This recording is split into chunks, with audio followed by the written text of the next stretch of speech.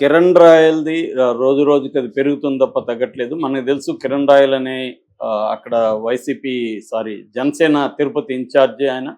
ఆయన టికెట్ కూడా ఆశించారు. బట్ ఆయనకి ఇవ్వకుండా ఆరణి శ్రీనివాసులకి పవన్ కళ్యాణ్ ఇచ్చాడు. వైసీపీలో నుంచి వచ్చిన అతనికి. దానివల్ల కూడా కిరణ్ రాయల్‌కి అక్కడ జనసేనలోనే ఆరణి శ్రీనివాసుల వర్గానికి ఒక కోల్డ్ వార్ నడుస్తుందనేది అందరికీ తెలుసు. అయితే కిరణ్ రాయల్ ముందు నుంచి కూడా అతను రాజస్థానీ అని చెప్తారు, అతను మార్వారి అని. అయితే ఒక బలిజ స్త్రీని పెళ్లి చేసుకొని తను రాయల్ అనే పేరు పెట్టుకున్నాడు. ఈ వార్తలు కూడా బయటకు వచ్చాయి. అది నిజం అంత అనేది తెలియదు.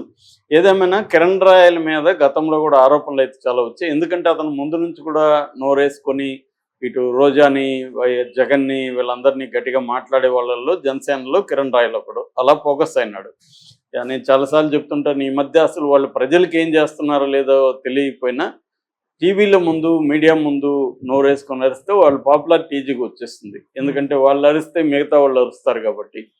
వీడు నెగిటివ్గా పాపులారిటీ వస్తుంది. ఇవాళ పాపులారిటీ తెచ్చుకోవాలంటే ఎవడైనా గట్టిగా తిట్టాలి. తిడితే మీడియా అంతా పరిగెత్తుంది. మా మీడియాలో తిట్టు, మా ఛానల్లో తిట్టు అని పరిగెత్తుంది. అలాగా వాళ్ళు తిడతారు కాబట్టి. అలాగే కిరణ్ రాయల్ కూడా అక్కడ ప్రజలకి అతను ఏం చేశాడు, ప్రజల తరపున ఏ ఉద్యమాలు చేశాడు అనే దానికంటే కూడా అక్కడ రోజా మీద రోజు తిట్టడం, జగన్ మీద తిట్టడం, దీనివల్ల మళ్ళీ వీళ్ళు తిట్టడం, ఇలాగా అతను పాపులర్ అయినాడు. పవన్ కళ్యాణ్ కూడా ఇలాంటి వాళ్ళని చారదీశాడు. మనకి ఇక్కడ 30 years ఇండస్ట్రీ కావచ్చు, చేపల పులుసు ఆర్పి గారు కావచ్చు, లేకపోతే ఆది కావచ్చు, వీళ్ళందరూ కూడా ప్రజా ఉద్యమాలు ఇంకోటి చేసిన బ్యాచ్ కాదు. వీళ్ళందరూ కూడా నోరులు వేసుకొని మాట్లాడిన వాళ్ళే. ఈ బ్యాచ్ అన్ని పొలిటికల్ పార్టీలు ఉన్నారు. పవన్ కళ్యాణ్ కూడా ఇలాంటి బ్యాచ్కి ఇంపార్టెన్స్ ఇస్తున్నాడు. సో ఈ నేపథ్యంలో లక్ష్మి అనే ఒక ఆమె బయటకు వచ్చి, నా దగ్గర నేను 1,20,00,000 రాయల్కి ఇచ్చాను, కిరణ్ రాయల్కి, అలాగే కొన్ని సవరాలు బంగారు కూడా ఇచ్చాను, నన్ను మోసం చేశాడు, నన్ను ప్రెజర్ చేసి 30 లక్షలే ఇచ్చినట్టుగా అతను వీడియో కూడా చేయించాడు, నా దగ్గర 1,20,00,000 ఇచ్చిన దానికి సాక్ష్యాలు ఉన్నాయని చెప్పి ఆమె ఆరోపించింది. దాంతో కిరణ్ రాయల్ వచ్చి ఆమె మీద అసలు నేను అవన్నీ తీసుకోలేదన్నాడు. దాంతో వరుసగా కిరణ్ రాయల్ మీద ఆడియోలు, వీడియోలు బయటకు వచ్చాయి. అందులో క్లియర్గా కిరణ్ రాయల్కి ఈమెకి మధ్య అఫైర్ గతంలో ఉన్నట్టుగా తెలుస్తుంది. ఆమె చైన్గా గిఫ్ట్ చేయడం అవన్నీ వచ్చాయి బయటికి.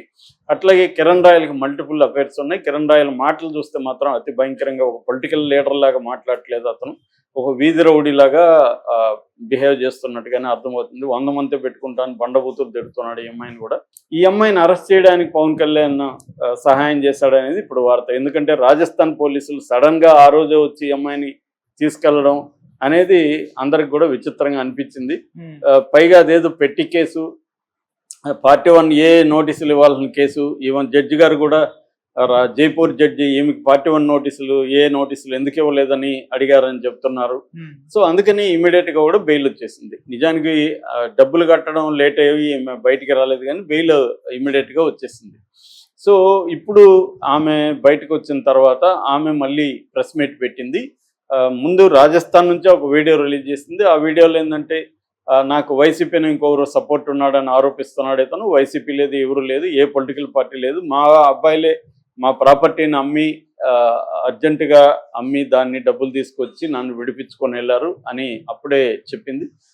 బయటకు వచ్చినాక, తిరుపతికి వచ్చినాక నేను చాలా విషయాలు చెప్తాను అనేది. ఇప్పుడు తిరుపతికి వచ్చినాక ఆమె ఇంకొక వీడియో చేసింది. ఆ వీడియోలో ఆమె ప్రధానంగా ఆరోపించేది ఏంటంటే, కిరణ్ రాయల్ దగ్గర పవన్ కళ్యాణ్ పెన్ డ్రైవ్ ఉంది. ఆ పవన్ కళ్యాణ్ పెన్ డ్రైవ్లో అనేక మహిళల మీద అతను వ్యవహారాలు ఉన్నాయి, రహస్యాలు ఉన్నాయి. దాన్ని పెట్టుకొని కిరణ్ రాయల్ పవన్ కళ్యాణ్ని బ్లాక్మెయిల్ చేస్తున్నానని అతనే నాకు చాలాసార్లు చెప్పాడు. నేను పవన్ కళ్యాణే నాతో భయంగా ఉంటాడు, ఎందుకంటే పవన్ కళ్యాణ్నే నేను బ్లాక్మెయిల్ చేస్తాను, నువ్వెంత నేను నాతో మాట్లాడేవాడు. మరి పవన్ కళ్యాణ్ ఎందుకు భయపడుతున్నాడు కిరణ్ రాయల్కి? పవన్ కళ్యాణ్ మామూలుగా అయితే ఏం చేయాలి? ఇక్కడ మనం చూసాము, అతను ఎవరు, మన డ్యాన్స్ మాస్టర్ జానీ మాస్టరు, ఆయన మీద ఇమ్మీడియట్గా ఆయన సస్పెండ్ చేశారు. అక్కడ కూడా చేయాలి కదా కిరణ్ రాయల్, చేయకుండా అది పెండింగ్లో పెట్టి ఈ లోపల మా వాళ్ళు విచారణ అన్నారు. ఏం విచారణ? మరి ఈ లోపల ఆమెను కలవాలి కదా, ఒక బ్యాచ్ వెళ్ళి ఆమెను కలిసి మాట్లాడి ఉండాలి కదా. జనసేన బ్యాచ్ ఒక ఫ్యాక్ట్ ఫైండింగ్ కమిటీ వెళ్ళి ఆమెతో మాట్లాడాలి, మొత్తం విచారించి ఉండాలి. ఏమీ జరగలేదు. కనీసం ఆమెకు మద్దతుగా ఎవరు కూడా ఒక స్టేట్మెంట్ కూడా ఇవ్వలేదు. సో ఆ వీడియోలన్నీ, ఆడియోలు బయటకు వచ్చాయి, క్లియర్గా తెలుస్తుంది. సో వాళ్ళు వాళ్ళు మామూలుగా చేయాల్సిన పవన్ కళ్యాణ్ ఎంతసేపటికి నేను స్త్రీలకు రక్షణగా ఉంటాను. ఇప్పుడు అధికారంలోకి వచ్చినప్పటి నుంచి అనేక సంఘటనలు స్త్రీలకి మీద అత్యాచారాలు, హత్యలు ఇవన్నీ జరుగుతుంటే కూడా ఎక్కడ పవన్ కళ్యాణ్ స్పందిస్తున్నట్టుగా మనకు కనబడలేదు. ఆయనకి గుళ్ళు మీద ఇంకో దాని మీద ఉన్న శ్రద్ధ మనుషుల మీద ఉన్నట్టుగా మనకి ఎక్కడ కూడా ప్రూవ్ కాలే ఇప్పటివరకు 9 నెలలు. తనకు ఉపయోగపడుతుంది అనుకున్నప్పుడే కూటమి నీరుకుని పెట్టే విధంగా స్టేట్మెంట్లు ఇస్తున్నాడు తప్ప ప్రజల సమస్యల మీద ఆయన స్పందిస్తున్న దాఖలా లేవు. నేను గ్యారంటీ నన్ను అడగండి అన్నాడు హామీలు ఇచ్చినప్పుడు. సూపర్ 6 కానీ ఇంకొక 43 హామీలు కానీ చంద్రబాబు నెరవేర్చకపోయినా ఎక్కడ దాని గురించి మాట్లాడట్లేదు. రైతులు ఇష్యూలు వస్తున్నాయి, విద్యార్థుల ఫీజు రీయింబర్స్మెంట్ సమస్యలు వస్తున్నాయి, మహిళల సమస్యలు వస్తున్నాయి, దళితుల సమస్యలు వస్తున్నాయి. ఇలాగా ఏవి జరిగినా ఆయన ఎక్కడా స్పందించట్లేదు. మరి ఈయన పార్టీలో ఒక కిరణ్ రాయల్ అనే వ్యక్తి ఒక స్త్రీ మీద ఆమె తప్ప ఉప్పు అనేది తర్వాత కథ, ఇతనైతే తప్పు అనేది క్లియర్గా అర్థమవుతుంది. సో ఇతను అలా మోసాలు చేసి లైంగికంగా వాళ్ళని వాడుకొని బండబూతులు తిట్టి వాళ్ళ అమ్మని వాళ్ళందరినీ తిడుతుంటే ఎందుకు పవన్ కళ్యాణ్ సైలెంట్గా ఉన్నాడు అన్నప్పుడు ఇది నిజమేనేమో అనిపించేట్టుగా ఉంది. ఏదో పెన్ డ్రైవా లేకపోతే ఏదో అతను దగ్గర ఏదో ఉంది పవన్ కళ్యాణ్ రహస్యాలు, లేకపోతే అతని మీద ఎందుకు చర్య తీసుకోవట్లేదు అన్న ప్రశ్న వస్తుంది. ఇప్పుడు ఇది వచ్చినాక కూడా పవన్ కళ్యాణ్ వైపు నుంచి ఏమీ స్పందన లేదు. ఈమె ఆరోపించిన తర్వాత కూడా అది అబద్ధమనో నా పెన్ డ్రైవ్ లేదనో ఏమీ లేదు, సైలెంట్గా ఉంటున్నాడు. సో ఉంటూ గుళ్ళు తిరిగేసి వచ్చాడు. మొన్న ఏదో ఎన్టీఆర్ ట్రస్ట్ దీంట్లో పాల్గొన్నాడు తప్ప దీని మీద జనసేన కమిటీ వెళ్ళడం కానీ మాట్లాడడం కానీ అంటే మన ప్రభుత్వం ఉంది, ఎవరు మనల్ని ఏం చేయలేరు అన్న పరిస్థితులు అయితే ఉన్నారు. సో ఇలాంటప్పుడు సహజంగానే పొలిటికల్గా వైసీపీ ఉపయోగించుకుంటుంది కాబట్టి దీంట్లోకి వైసీపీ ఎంటర్ అయ్యి దీన్ని సోషల్ మీడియాలో హైలైట్ చేసింది. బట్ ఆమె చెప్పేదాని ప్రకారం ఆమెకి ఎక్కడ వైసీపీ వాళ్ళు అండగా నిలబడుతున్న దాఖలాలు కూడా ఏం లేవు. వాళ్ళు కూడా రాజకీయంగా ఈ ఇష్యూని ఉపయోగించుకుంటారు తప్ప వాళ్ళు బాధితుల తరపున నిలబడాలనే ఇది వాళ్ళకు కూడా లేదు. నిజానికి ఇలాంటి సందర్భంలో వాళ్ళు నిలబడచ్చు, కానీ వైసీపీని చూస్తే మనం పనికిమాలిన విషయాల మీదే వాళ్ళు సోషల్ మీడియా మనం చూసాం కదా లైలా అనేది, అది అనవసరంగా వీళ్ళు ముందుకు తీసుకొచ్చి సైలెంట్గా ఉంటే దాన్ని కూడా పట్టించుకునేవాడు కాదు. అంటే ఎక్కడ దేన్ని నెగ్లెక్ట్ చేయాలి, దేన్ని ఇగ్నోర్ చేయాలి, దేన్ని హైలైట్ చేయాలన్న ఒక విచక్షణ వైసీపీ సోషల్ మీడియాకి లేదు. సో అందువల్ల ఇప్పుడు ఈ ఇష్యూలో కూడా ఆమె గట్టిగా నిలబడి ఆమెకు లీగల్ సపోర్ట్ ఇచ్చి చేసి ఉండొచ్చు, చేయలేదు వాళ్ళు. ఫైనల్గా వాళ్ళ పిల్లలే నిలబడి ఆమెను బయటికి తీసుకొచ్చారు.